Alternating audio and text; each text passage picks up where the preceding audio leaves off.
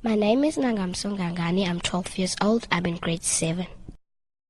What brought me to Red Cross? My granny saw me that my upper body was not my normal body. But my mother thought that. So my granny took me to the clinic the first time. And the nurse said that I had nothing. But my granny couldn't believe the nurse because she knows me very well, more than my mother. And we went again the second time, and there was another nurse, and the other nurse said, yes, we're going to take you to Khayelitsha Hospital.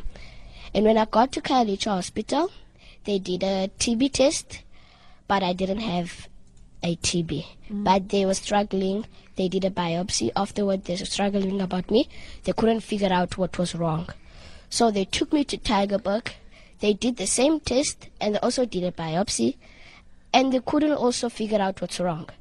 And they brought me here at Red Cross. Here at Red Cross, I did the same stuff, but immediately they took me to an echo.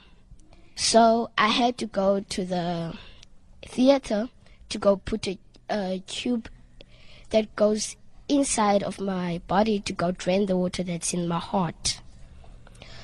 So I was in E1 that first whole month until the water was out. And they diagnosed me of a SLE. So the doctors told me, I asked them what's SLE. They said it's a long word that I don't remember, but I think I could figure it out sometime. But you can Google it. And then the doctor told me that I had a kidney failure. And that time, my tears just fall off my eyes. And I was like, oh my gosh, how did that happen? And my mother was also crying all the time.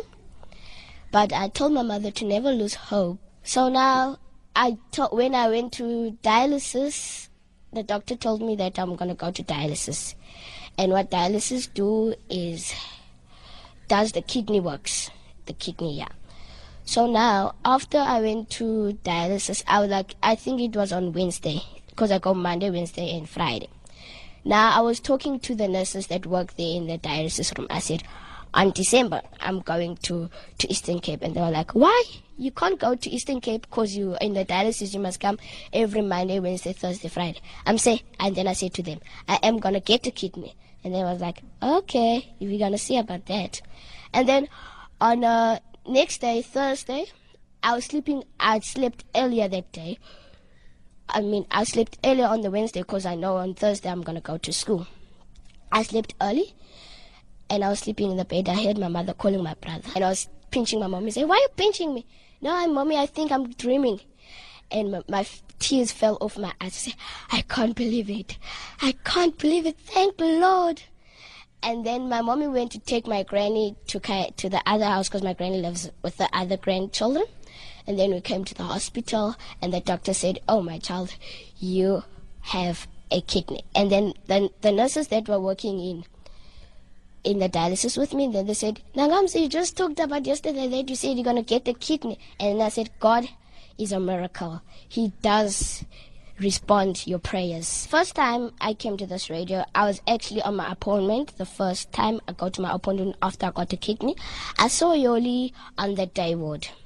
And she was talking to her other assistant. So I was like, okay, I will be in the radio. Hi, I'm Kotha, a young artist reporter, and today I want to talk about the services here at Red Cross Hospital.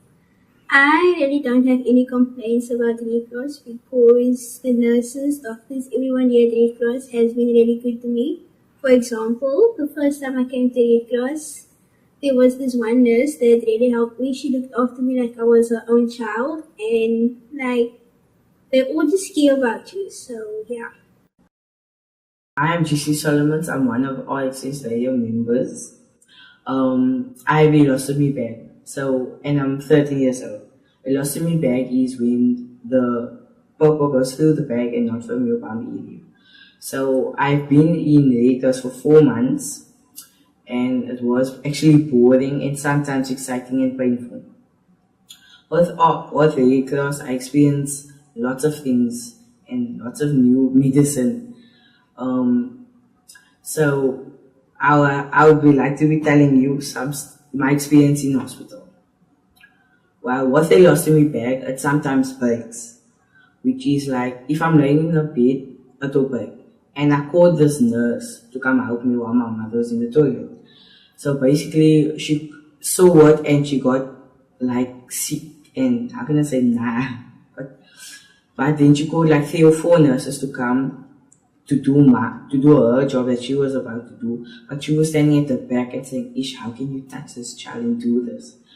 So basically, I would say that nurses mustn't be like that. If you're gonna work with blood, you can't be scared of a needle. If you're gonna work with a patient that has TB, you can't be scared of TB. If you're gonna work with a patient of a heart transplant, you can't be scared to open the person. You have to be brave and do what you have to do. Hi, my name is Tamina. I am 10 years old and I am at school. My message to the doctors is, if the children doesn't want to take their medication now, like if it is not tablets dry, you can put it in the food. But don't make it too obvious that the medication is in the food. So vision up a little. And if it's like medicine now, add it to the drink. Then so when they drink it or eat the food and drink it, then they'll actually get the medication that they're supposed to take. That is for the children that doesn't like the medicine that they're taking. For instance, for me, I didn't actually eat most of the food here, but when I got home, they made me. There was this one tablet that I didn't like taking, so they crushed it and they put it in yogurt, and then I took it and I never tasted. So they did that until I grown bigger and then started to take the whole tablet without thinking of it. Hi, my name is Delita and I'm 13 years old. I started to come to Red Cross when I was 6 years old, and I would love to give my ideas in person, but I can't because I'm writing exams. My ideas is that would you please consult the patients more, but ask them what would they like for the food, because since I was here, I was never asked what would I like for food, and I think that would be best because some other kids don't like the food here and it's not nice. My experience at the Red Cross was, I wouldn't say it was the best, but it was like a holiday because I used to come here and I used to take off my own bandages because they know, okay, now it's a bit sore. And then I used to take off my own bandages and things like that. It just left me in the corner while I do someone else for the meantime. And then at night I used to have custard. I never really ate the hospital food because I think that's something that should improve, and just to boost that. But yeah, my experience was, how could I say, phenomenal. Hey, my name is Kaka Makuba, and I would have liked to say this, what I'm going to say, face to face, but unfortunately I'll be at school writing exam. My experience in Red Cross was nice, but the problem is at Red Cross hospitals that we eat at 9 o'clock, and for me is personally not right because I stay in a hostel. And in the hostel, I eat 8 o'clock. No, I eat 7 o'clock. And then the lunch is at 1 o'clock. And then the supper is at 4:30. And I think that doesn't make sense because if you get antibiotics, you also have to drink antibiotics at 8 o'clock. And if you eat at 4:30, the food that you already eat will already be out when you must have medication at night. So you eat early supper and then you eat late breakfast, and that for me it's not nice.